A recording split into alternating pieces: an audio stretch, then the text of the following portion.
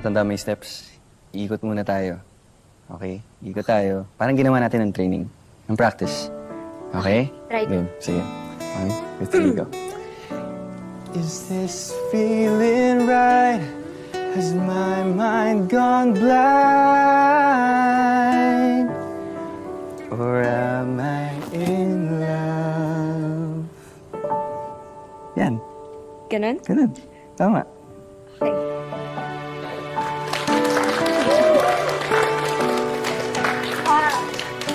Wait lang ha. Sige, sige. Nandiyan sila.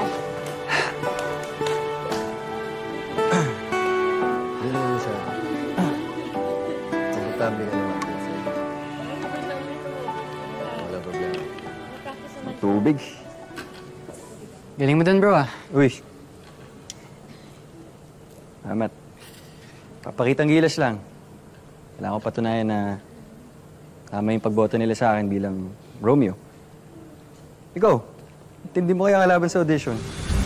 Ayan guys, 1 minute left to vote sa poll ko. Sino ba talaga ang magiging Romeo namin?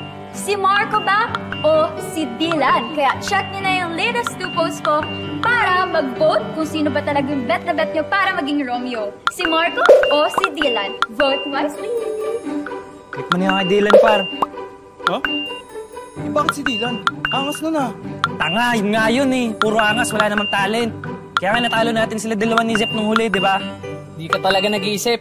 5, 4, 3, 2, 1! Dylan wins by 1 vote! Congratulations, Dad. Okay guys, tapos na ang botohan.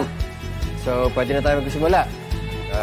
Dylan, as Romeo, Zeph, Juliet, Marco, Ashley, kayo ang alternate, so be prepared. Okay? Nahihirapan mo ako dun, bro, ah. Hoy, kayo may gusto ng botohan, so huwag kayo magre-reklamo, ha? Marco, siguraduhin mo ready kayo ni Ashley to sub anytime. Na-rehearse na natin to. Yes po, Sir V. Kaya-kaya? Kaya.